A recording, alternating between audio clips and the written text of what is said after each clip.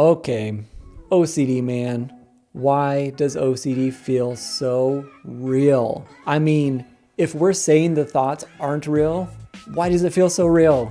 As a therapist myself, I often have conversations with people about their OCD. Well, obviously. They will tell me, I know this is absolutely ridiculous. The chances of this happening is so incredibly slim, yet I'm still scared. I'm nervous that it's going to happen.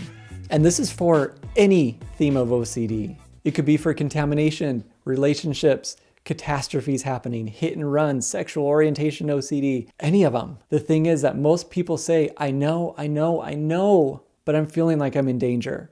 I have to do it anyway because I have to. I just have to. If you do feel this way, or you know somebody who does feel like their OCD is so real, go hit that like button so we can see a tally of all those who relate to you. I get this question asked to me quite often. Many people will tell me, I've spent so much time trying to look at all the evidence.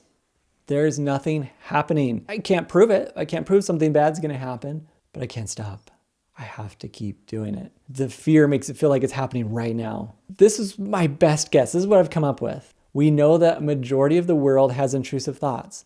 Our thoughts have doubts about the future. It's just normal. We worry about perfectionism. We worry about doing things right. We worry about being judged. The thing is, without OCD, these feelings of anxiety tend to go away pretty quickly. It's a quick thought that comes in our brain and it leaves pretty darn quick. The brain says, well, that was kind of a weird thought, and then it moves on. But with OCD, it does not move on. It sticks around. So to me, this is one of the biggest indications why OCD feels real, the anxiety.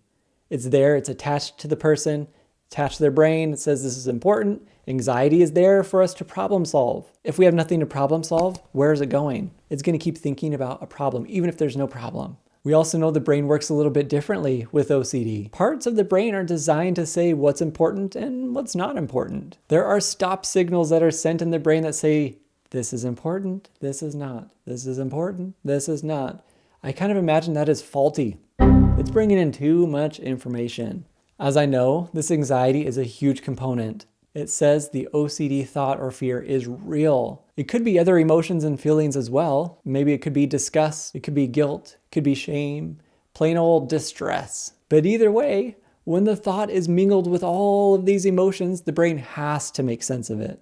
It often errs on the side of being, well, something's wrong. Something is wrong. You're feeling it, you're thinking it. Protect. So then why doesn't this darn logic work? Well, because when there's anxiety, the body is designed to remove it, to problem solve it. Be absolutely sure that you are safe. So if you are not absolutely sure, your brain is essentially hijacked until you know for sure. But it gives you problems that have no answers. That is the trap. This is where the compulsion comes in. It's another factor, in my belief, in why OCD feels so real. People feel the need to do it. I have to do it. And guess what? That fear actually went away. So it must be true. It must have been true. Doing these compulsions just solidifies what you're thinking and feeling. It says this has validity. It also gives you this false sense of like, man, this worked. I got to do it again. I got to do it again the next time and the next time.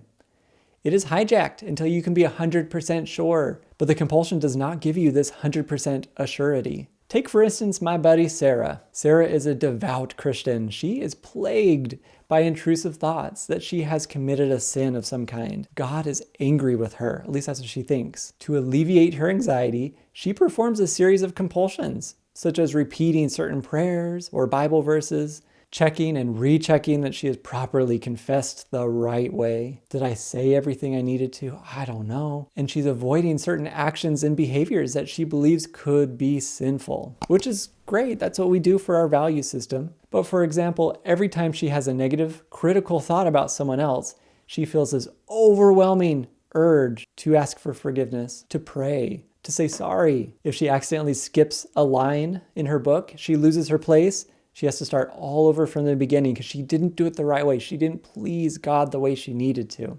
So taking this as an example, Sarah will never be 100% certain that she is right with God. No one will, not just Sarah. She's doing these behaviors just in case, to feel better.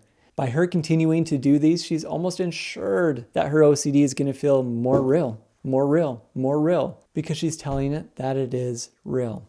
You do the compulsion, it's real. That's what you're telling your brain. And I know it's easy to say stop doing the compulsions, but we got to feel the anxiety from it. That's just how it works. You might be thinking, and I get these comments quite often, cool, Nate, so what do we do about it? Well, we do exposure and response prevention. I bet you never heard me say that before if you watch my other videos.